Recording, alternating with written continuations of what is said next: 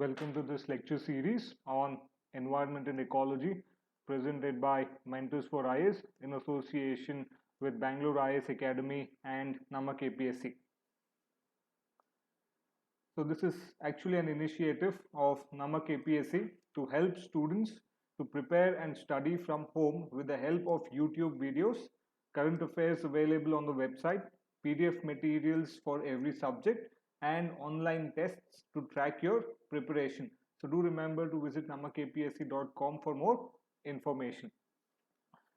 Now, when it comes to this particular video, here we will be discussing about environmental pollution, or rather we'll be starting with environmental pollution with this particular session, and we will be continuing more regarding this particular concept in the coming successive videos. So I will actually be giving a brief introduction to environmental pollution and also discuss noise pollution in this particular video. So I'm pretty sure everybody has some understanding, some basic understanding when it comes to environmental pollution. This environmental pollution is nothing but the addition of any substance or material or even any form of energy such as heat, sound or radioactivity to the environment at a rate faster than it can be dispersed, diluted, decomposed, recycled or stored in some harmless form. And therefore, this addition actually makes the environment less fit or unfit for life. So as a definition is given over here, environmental pollution refers to the making of the environment unfit or less suitable for the survival of different forms of life. The materials or factors which when added to the environment adversely affect the environment and life in it are known as pollutants. So it could be smoke from industries and automobiles, it could be chemicals from factories, sewage from houses, etc. Now these are all nothing but your common pollutants. The major forms of pollution include air pollution, water pollution, soil pollution, it could be light or noise pollution, radioactive pollution and thermal pollution, which have certain adverse effects, or it can also result in certain consequences which are not desirable to the planet and also the environment which is actually present in our planet. So next what we will actually be doing is that I will be classifying the different types of pollutants which causes environmental pollution.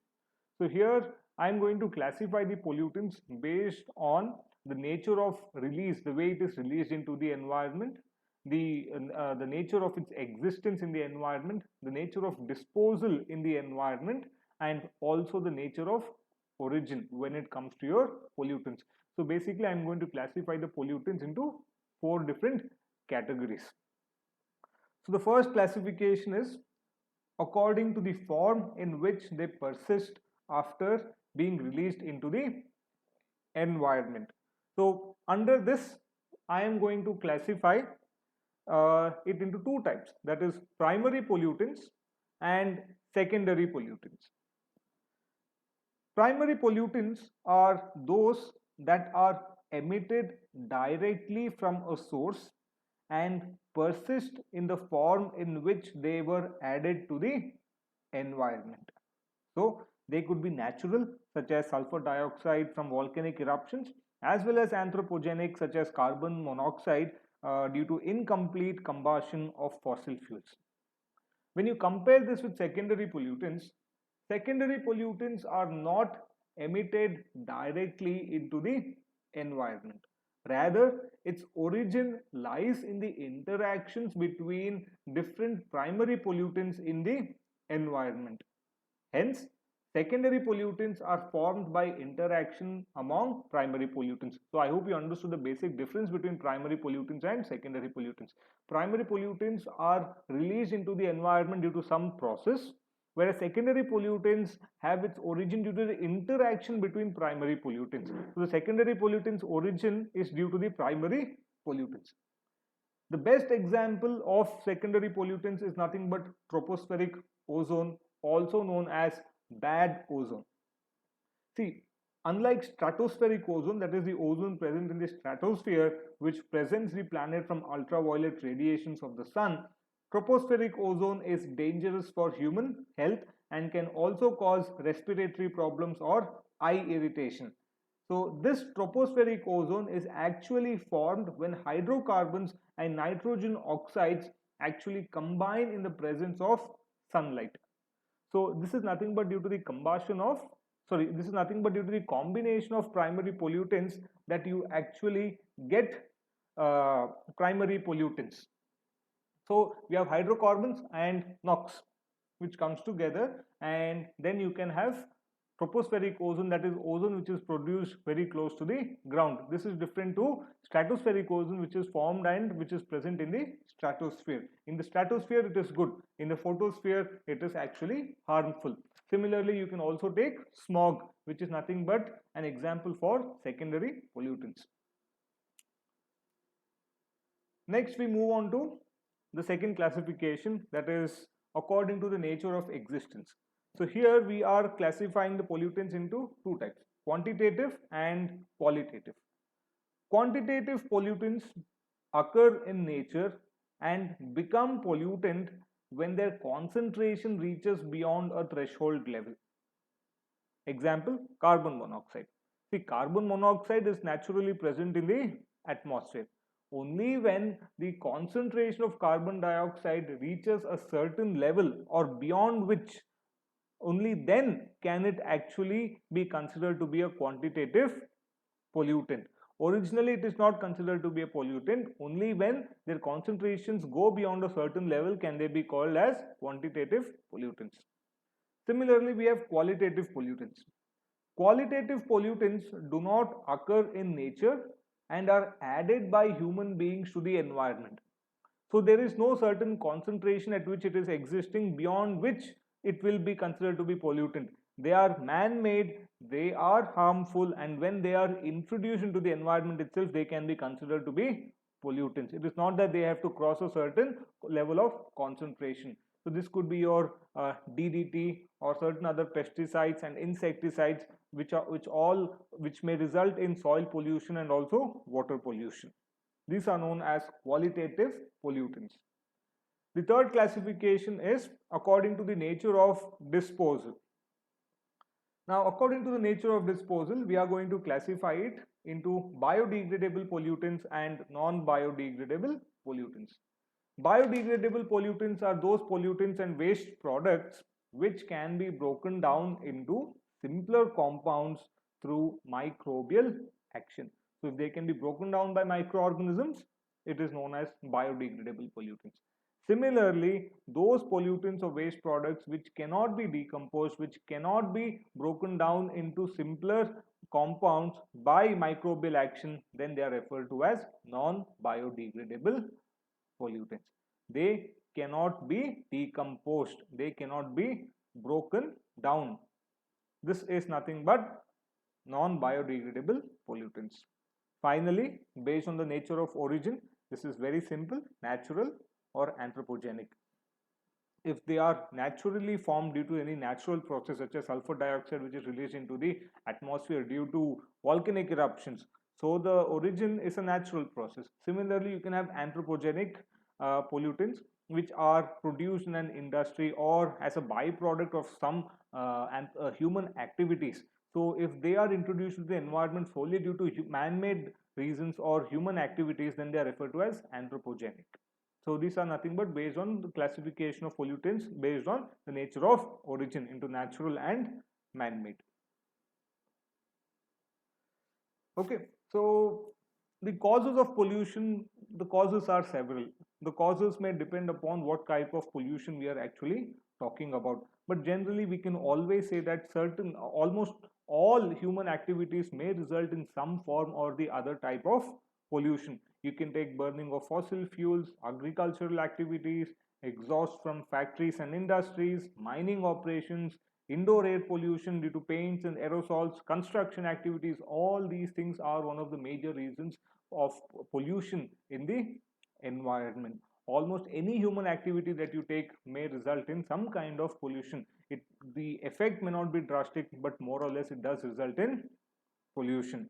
At the same time, depending upon the type of pollution, we have different types of effects. It can result in adverse health effects such as respiratory problems, heart problems, or can also lead to cancer. We know that it causes global warming. You can have eutrophication, acid rain. I'm pretty sure everybody knows that there's something known as depletion of ozone layer which is going on.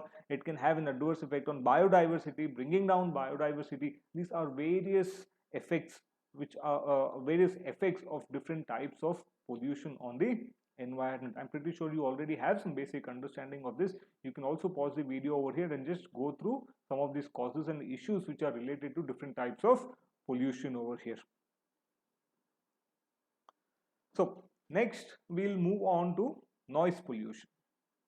Now this is very simple. Noise pollution is nothing but one type of environmental pollution. This refers to unpleasant noise created by people or machines that can be annoying, distracting, intrusive, and also harmful to human and animal life. So it can be harmful to both human and animal life. Now, this noise pollution is actually an invisible danger. It is actually said that sounds of a certain range, say, I'm pretty sure everybody knows sound is measured in decibels. The unit of sound, it is actually measured in decibels. So sounds that reach around 85 decibels, sounds that reach around 80 to 85 decibels are considered to be very harmful, and it can actually result in certain damage to a person's ear. This way, noise pollution impacts millions of people on a daily basis, resulting in noise-induced hearing of loss, high blood pressure, heart disease, stress, and this affects people of all ages. It is not just children that are affected, but children and elderly people are actually the most affected when it comes to noise pollution, because it is something that we cannot see but only we can hear. Apart from that, noise pollution can also affect the health and well-being of wildlife. See, I'm pretty sure you know that many animals use sound for a variety of reasons: to navigate, find food, attract mates, and avoid predators. So noise pollution makes it difficult for them to accomplish these tasks, and hence the ability to survive. Noise pollution can cause caterpillars' hearts to beat faster. It can cause bluebirds to have less chicks, that is, less number of babies. It can affect whales and dolphins' ability to use echolocation. It can affect several other organisms severely without even we actually coming to know. It can actually damage the survival rate of several species and also their hearing abilities, because there are several other organisms who are very, very sensitive to sound even when compared to humans. Therefore, noise pollution is becoming a very big problem as of today in the world. So here, let me just briefly introduce to you something known as the noise pollution control and regulation rules. So the noise pollution control and regulation rules actually defines the ambient noise levels for various zones. So I'm pretty sure you are able to see this table over here.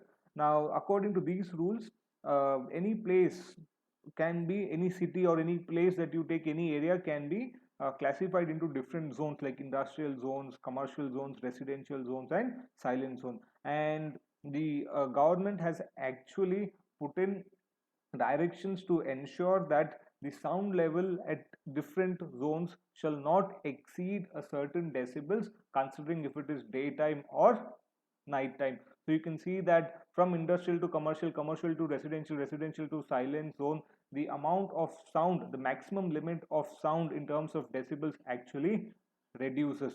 So silent zone includes your areas around your hospitals, educational institutions, or courts, where the decibel level is actually the least when compared to residential areas, commercial areas, and industrial areas. However, the main problem is with respect to implementation.